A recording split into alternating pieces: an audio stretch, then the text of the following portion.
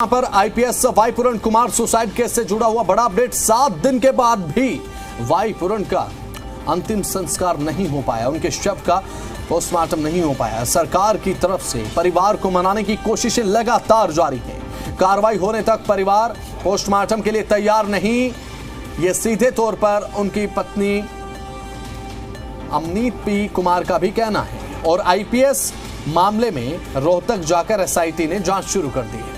अब शोक जताने के लिए आईपीएस के घर पहुंचे सभी दलों के नेता। दलित महापंचायत में सरकार को 48 घंटे का अल्टीमेटम मिला है और अभी सभी दलों के जो नेता हैं उनके पहुंचने का सिलसिला लगातार तब से ही देखने को मिल रहा है जब से वाई पूरण कुमार जो कि आईपीएस थे लेकिन अब दुर्भाग्य से इस दुनिया में नहीं है, उन्होंने सुसाइड कर लिया। 7 दिन बीत चुके हैं, अभी तक पोस्टमार्टम नहीं है। न्याय की दरकार परिवार को है। अभी तक यहां पर बात अगर करें डीजीपी शत्रुजीत कपूर पर एक्शन नहीं हुआ। परिवार का कहना है कि डीजीपी पर कार्रवाई होनी चाहिए, सरकार इस पूरे मामले को संजीदगी से ले और कार्रवाई करे। हालांकि मुख्यमंत्री नायब सिंह सैनी ये कह चुके हैं, आश्वासन दे चुके हैं कि कड़ी कार्रवाई होगी, बड़ी कार्रवाई होगी और निष्पक्ष होगी। देवेंद्र भारद्वाज हमारे साथ, हमारे जी मीडिया संवाददाता ताजा अपडेट्स के साथ हैं। देवेंद्र, 7 दिन हो चुके हैं, अभी तक ना पोस्टमार्टम ना अंतिम संस्कार। अभी तक सरकार के अधिकारी राजी नहीं कर पाए परिवार को, ना पोस्टमार्टम के लिए और ना ही अंतिम संस्कार के लिए। अभी फिलहाल न्याय की दरकार है परिवार को, क्या ताजा अपडेट है? देखिए, बिल्कुल के बाद से लगातार परिवार की तरफ से जो मांग की गई थी कि जो सुसाइड नोट में जो नाम लिखे गए जिसमें डीजीपी हरियाणा शत्रुजीत कपूर के अलावा 10 अन्य अधिकारियों का नाम दिया गया था, जिसमें सुसाइड नोट में साफ तौर पर लिखा था कि कहीं ना कहीं उनको प्रताड़ित किया जा रहा था। और न केवल प्रताड़ित बल्कि इस बात को लेकर उन्होंने न्याय की गुहार भी लगाई थी, लेकिन उसके बावजूद भी वाई पूरण कुमार को किसी तरह का न्याय नहीं मिला और उसके बाद उन्होंने ये कदम उठाया। लेकिन अब इतना वक्त बीत जाने के बाद भी जिस तरह से परिवार की तरफ से अभी तक बॉडी का पोस्टमार्टम नहीं कराया गया है और लगातार जो मांग है वो यही है कि एफआईआर में बाय नेम डीजीपी और जो एसपी रहे रोहतक नरेंद्र बिजरानिया के खिलाफ मामला दर्ज किया जाए और जो धाराएं हैं उसमें संशोधन किया जाए। तो इन तमाम पहलुओं को लेकर परिवार की तरफ से अपनी मांग रखी जा रही है। और सबसे महत्वपूर्ण बात ये हो जाती है कि सरकार की तरफ से लगातार चाहे मुख्यमंत्री हो चाहे प्रतिनिधि मंडल हो, इसके अलावा आज कैबिनेट मंत्री राव नरबीर सिंह ने भी मुलाकात की और वहीं तेलंगाना के डिप्टी सीएम भी वाई पूरण कुमार के घर पर पहुंचे और उनकी पत्नी से मुलाकात की।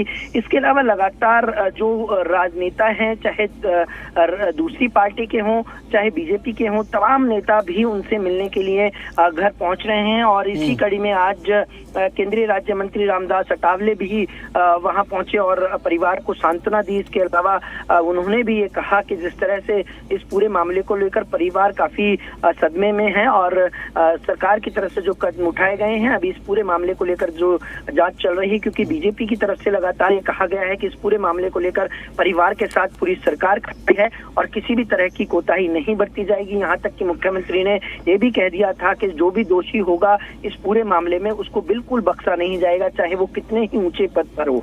तो निश्चित तौर पर सरकार की तरफ से जो संकेत दिए गए उसको लेकर एक प्रतिनिधि मंडल की भी नियुक्ति की गई, जिसमें कृष्ण पवार हो, कृष्ण बेदी हो और तमाम जो आला अधिकारी हैं वो इस पूरे मामले को लेकर परिवार के संपर्क में रहे। वहीं चंडीगढ़ पुलिस की तरफ से जो मुकदमा दर्ज किया गया उसके बाद एक एसआईटी का भी गठन किया गया और रोहतक से लेकर चंडीगढ़ तक पूरे मामले की जांच की जा रही है। लेकिन परिवार अपनी एक ही मांग पर अड़ा है कि जब तक एफआईआर में संशोधन नहीं होता और जो नाम दिए गए थे सुसाइड नोट में उनके खिलाफ मुकदमा दर्ज नहीं होता, जब तक किसी भी तरह का कदम परिवार की तरफ से नहीं उठाया जाएगा और वाई पूरण कुमार का पोस्टमार्टम जब तक नहीं कराया जाएगा, जब तक इस पूरे मामले को लेकर परिवार की तरफ से जो मांग रखी गई है वो पूरी नहीं हो जाती।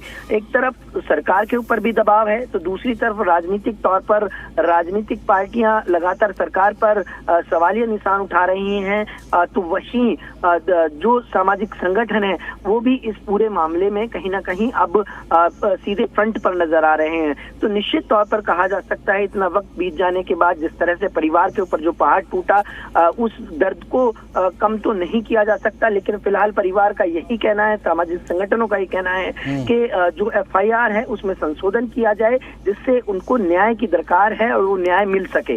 तो फिलहाल इस पूरे मामले को लेकर फिलहाल सरकार की तरफ से अपना पक्ष रखा जा रहा है कि इस पूरे मामले को लेकर किसी तरह की कोई कोताही नहीं बरती जाएगी। तो दूसरी तरफ विपक्ष लगातार आरोप प्रत्यारोप की राजनीति यहाँ देखने को मिल रही है। फिलहाल कहा जा सकता है कि एक के बाद एक जो सरकार के नुमाइंदे हैं, जो हुक्मरान हैं, लगातार परिवार के संपर्क में है, परिवार का ढांढस बन रहे हैं और सांत्वना दे रहे हैं। तो दूसरी तरफ ये आश्वासन भी दे रहे हैं कि किसी भी तरह की कोताही नहीं बरती जाएगी, न्याय पूरी तरह से दिलाया जाएगा।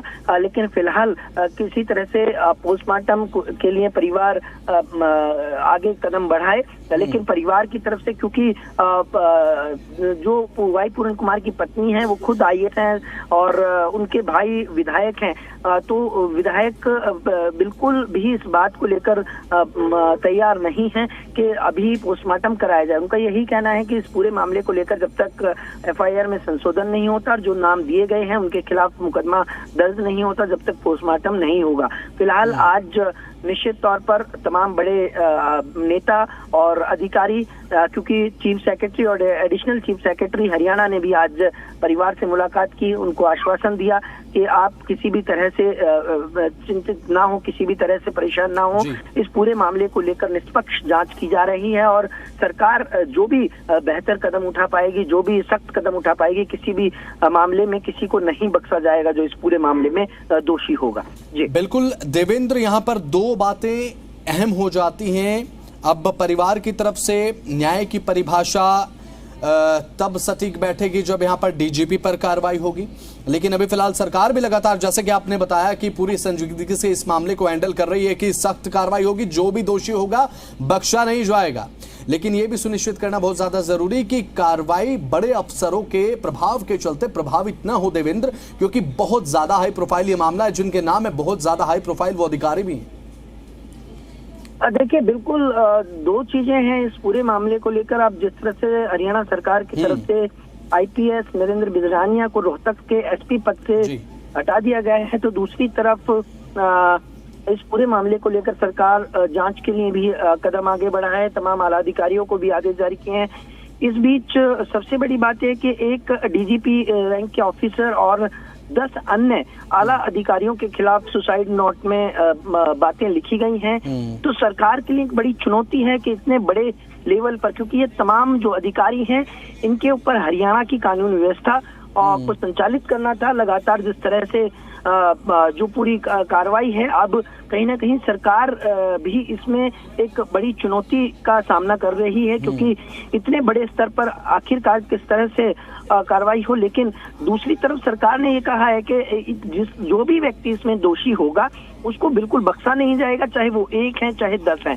तो सरकार अपने स्टैंड पर है, लेकिन दूसरी तरफ इतना वक्त बीत गया, लेकिन परिवार को इस बात के लिए अभी तक सरकार नहीं समझा पाई है कि आखिरकार जो कार्रवाई है वो किस दिशा में होगी, किस तरीके से होगी। तो ये तमाम पहलू हैं और यही कारण है कि परिवार इस बात को लेकर अड़ा है कि जब तक उनकी मांग जो उन्होंने रखी है FIR में संशोधन हो और जो नाम सुसाइड नोट में है उनके खिलाफ कार्रवाई हो, तो इसको लेकर फिलहाल परिवार अपनी जगह स्टैंड कर रहा है। तो दूसरी तरफ सरकार अपना पक्ष जरूर रख रही है, लेकिन सबसे बड़ी कमजोरी यहाँ ये कही जा सकती है कि इतना वक्त बीत जाने के बाद भी आखिरकार परिवार को क्यों ये बात नहीं समझा पा रहे हैं, या परिवार को क्यों आखिरकार इस कद्र लगातार अपनी मांग को लेकर अड़ा रहना, ये एक बड़ा सवाल भी है। और यही विपक्षी पार्टी लगातार सवाल या निशान उठा रही है सरकार की कार्यशैली पर।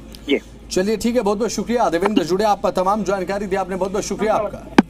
तो चलिए इसी के साथ खबरों में आगे बढ़ते हैं। भिवानी से बड़ी जानकारी है, सांसद दीपेंद्र हुड्डा ने सरकार पर निशाना साधा है और IPS वाई पूरन सुसाइड मामले को लेकर कांग्रेस सांसद दीपेंद्र हुड्डा ने सरकार का घेराव किया। परिवार को अभी तक न्याय नहीं मिला, ये कह रहे हैं दीपेंद्र हुड्डा। बिगड़ते हालातों को लेकर बीजेपी जिम्मेदार। दीपेंद्र हुड्डा ने यहां पर रूलिंग पार्टी का घेराव किया और सीधे तौर पर कहा कि यहां पर अभी तक न्याय नहीं मिला है परिवार को और बिगड़ते हालातों पर बीजेपी पर निशाना साधते हुए कहा कि इसके लिए बीजेपी जिम्मेदार है। बिगड़ते हालातों को लेकर बीजेपी जिम्मेदार, जोरदार तरीके से निशाना साधते हुए नजर आए दीपेंद्र सिंह हुड्डा। और कांग्रेस सांसद दीपेंद्र हुड्डा ने जिस तरह से निशाना साधा है वो भी आपको सुनवाएंगे, लेकिन ये बड़ी जानकारी है। बिगड़ते हालातों को लेकर बीजेपी को जिम्मेदार ठहराया। दीपेंद्र हुड्डा ने कहा कि अभी तक आईपीएस वाई पूरण कुमार सुसाइड केस में परिवार को न्याय नहीं मिला, इसके लिए बीजेपी जिम्मेदार है। बिगड़ते हालातों को लेकर बीजेपी जिम्मेदार है। सुनवाते हैं क्या कुछ कहा दीपेंद्र सिंह हुड्डा ने, सुनिए।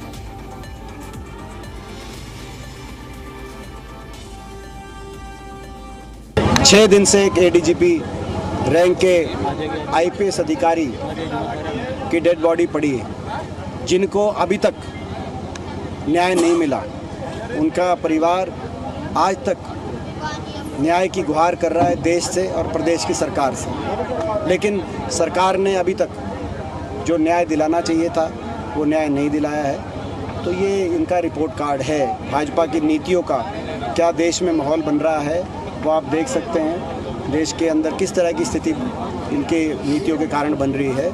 आज भाजपा के नेतृत्व को आत्ममंथन करना चाहिए। जो देश का जो माहौल ख़राब हो रहा है उसके लिए भाजपा जिम्मेदार है। जांच न्याय संगत हो, जनता में संदेश नहीं जाना चाहिए कि वो जांच कोई प्रभावित कर पाएगा।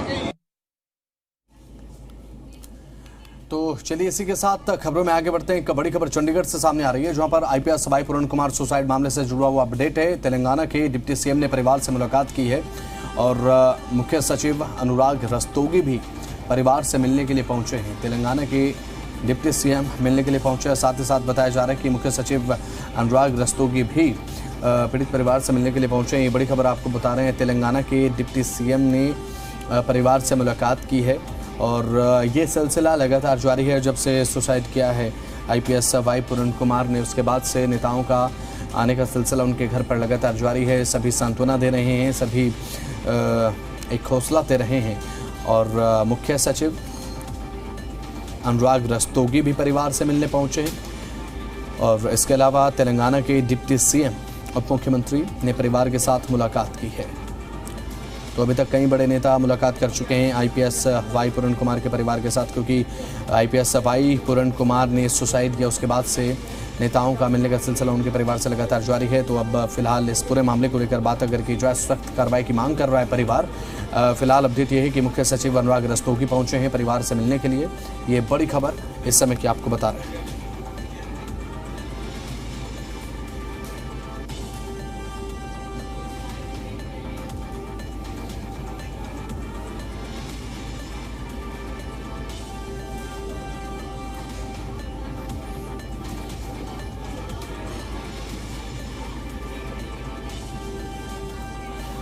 मुख्य अनुराग रस्तोगी भी बताया जा रहा है कि मिलने के लिए पहुंचे हैं। ये उस समय की तस्वीर है जब तेलंगाना के डिप्टी सीएम मिलने के लिए पहुंचे परिवार के साथ और मुलाकात उन्होंने की। साथ ही मुख्य सचिव अनुराग रस्तोगी भी मिलने के लिए पहुंचे। ये तस्वीरें आपकी स्क्रीन पर।